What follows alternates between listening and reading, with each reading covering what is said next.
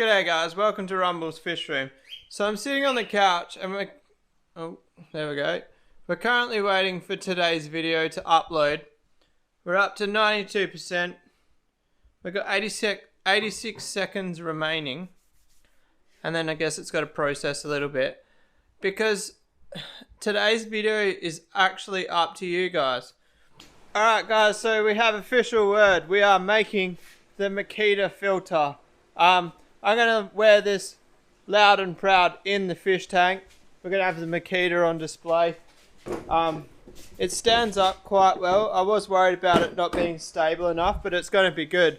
Do you know what's really funny about this part? I don't use Makita drills. I use Milwaukee. I don't even really like Makita. What have we got? I do have a few Makita tools. The grinder, which we're about to cut this up with, is Makita. Why am I yelling? Alright, let's drop the tone a little bit. It's because I got these bloody noise cancelling earplugs in, and I think I need to yell. Not to mention we've got this U-Butte microphone that picks up the sound quite well. Yelling is not required. I'm going to have one more go at the head cam, guys. I'm really sorry about yesterday's video. I was just editing it and yeah, basically it's crap. Alright guys, we're not doing head cam. I'm going to go typical tripod setup today. I don't want to overuse the head cam. And also, I'm not confident with the head cam yet. So basically, one of the hardest parts of this filter is going to be cutting out this inside piece here. So I'm going to get stuck into that over a hyperlapse. I'll see you in a sec. So this was actually pretty time consuming, guys. It's definitely the hardest part of taking these boxes apart. If you guys remember the brine shrimp hatchery in the fish room, I actually used this same method, and there's spots in the middle where it's been like heat pressed together and they're stuck down. They're quite hard, and also getting the grinder in the corner was near on impossible. Alright guys, so it's all cut out. I'm not going to worry about like cleaning it up too much.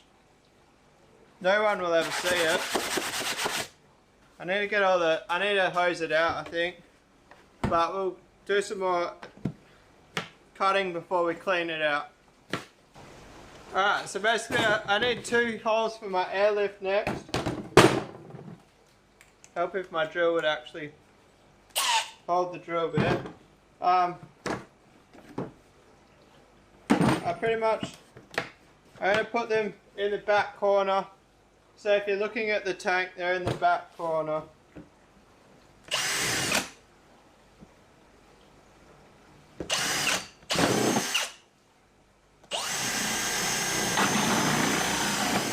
It's definitely pretty thin material. Also, this is quite a sharp hole saw. Alright guys, so now we need to drill some holes to make the vents at the bottom as such. Basically we want heaps of flow at the bottom. The bottom of the pipes is going to be hard up against the bottom most likely, so we want to make some nice water access at the bottom there. I'm not building the pressure chambers like I did yesterday, because this is another one of those videos where we're building it with what we have around the house and I don't have the parts to make the pressure chambers. Alright guys, so I ended up just thrashing them out with a drill bit. Perfect for what we need. Plenty of water flow. And also, I always drill more than I need, because I need a good spot for this.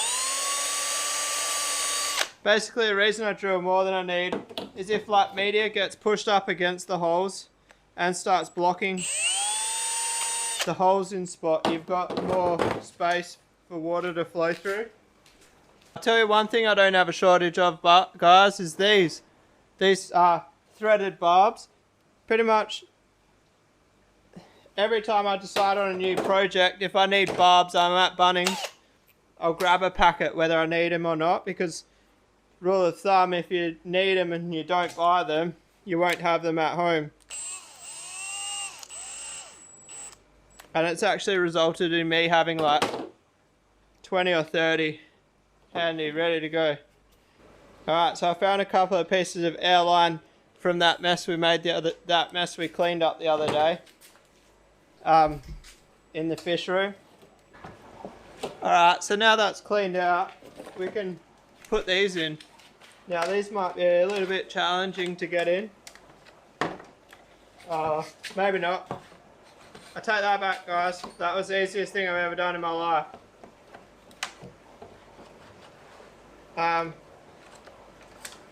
So basically, I'm going to put them in there, hard up against the bottom.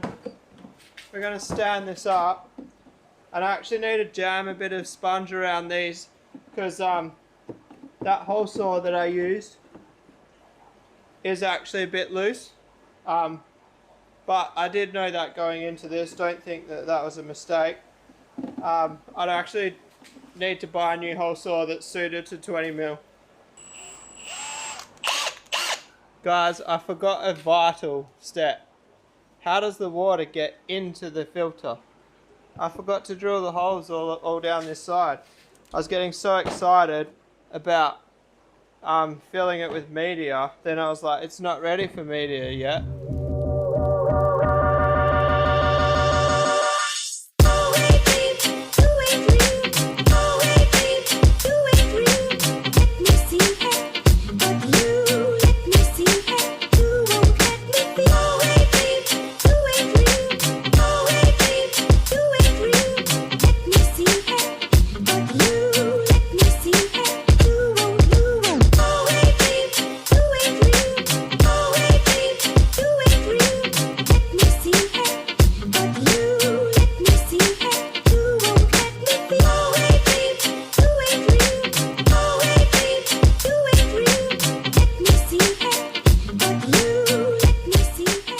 Alright guys, so that was painstaking. All the holes are drilled. I don't know how many holes that is. Can you guys count? I'm going to say lots. Anyway, let's get this media out. Alright, so I cut a couple of bits of sponge from my never-ending sponge supply. So they're going to go in first, that side there. We're just going to check that the lid closes good.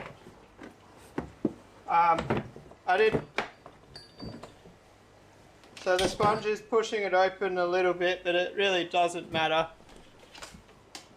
Not that you guys can really see it. Let's shed some light on the situation. Alright, is that any better, guys? I've got my little LED here, but it's still on my handle, it's not on the camera. We could have used that, but I'm not well enough prepared. So basically, what I'm looking at, that's nice and tight there. So obviously water's going to take the easiest route possible. So I'm just checking that there's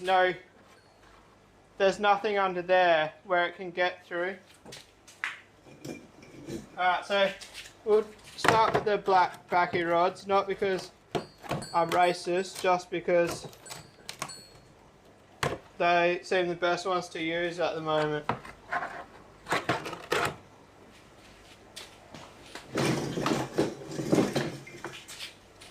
This is just going to be a big guessing game, really. What fits where. Obviously, the lid needs to close without any binding.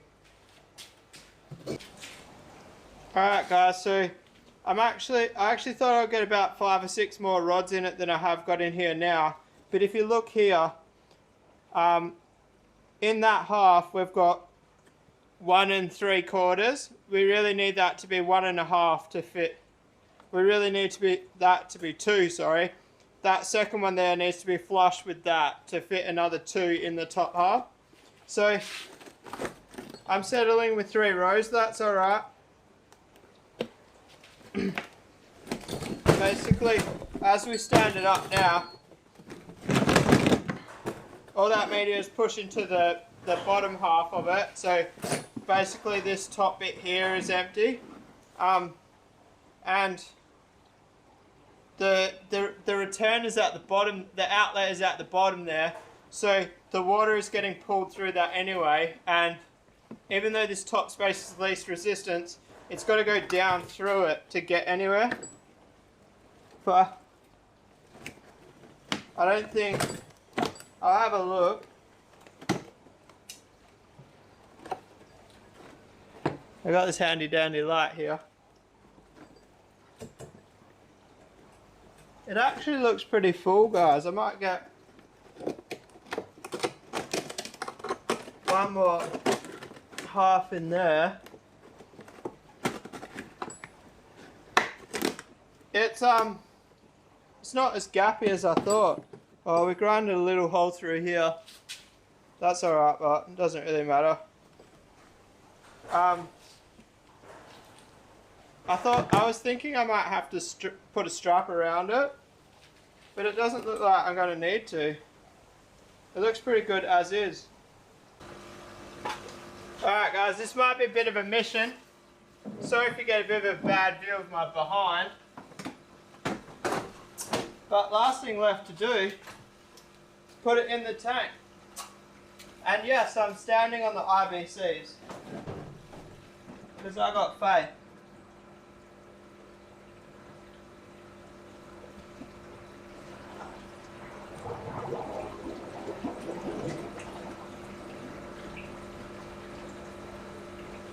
Oh yes guys, it stands up. Where's a good position? I think like that. What do you reckon? We want this thing to be on show, because after all it is such a quality filter. Alright, so this filter has got very little resistance going through it, which I really like. That's what you want. The reason I can tell is because this is actually getting better flow than that bucket filter. Now granted, these pipes are longer than those pipes, but that bucket has got pressure chambers on it and this one doesn't, so realistically the bucket should be flowing better. If you don't know what I'm talking about, catch yesterday's video, and that's what that's about. But anyway, I want to show you guys this flow. I can't believe it. We're only on a little air pump. Well, it's a big little air pump. I don't know if can you guys see it in the video? That's moving some serious water. That's one of the better filters that I've made as far as water movement. That's cranking. I'm loving it. Now there is one downfall with this filter. Look at it, Makita filter. Oh, I love it. I actually do really like that. I used to be really funny about my filters. I wanted every fish tank to match. If you'll notice, all my pipe filters when I first built the fish room, all the pipe filters that I built completely match. Which we actually do need to do a pull apart on one of them, because you guys keep asking. But I've gone from matching all my filters to let's see the weirdest filter we can make, and not one single filter matches another one, if you know what I mean. Alright, I'm going to wrap it up there, guys. If you made it this far into the video, congratulations. From what I've been recording, I can gather this is going to be quite a long one. We'll see when I edit tomorrow. If you like these $0 builds, drop a comment. I'm really enjoying doing them. One, because I'm making content without spending money.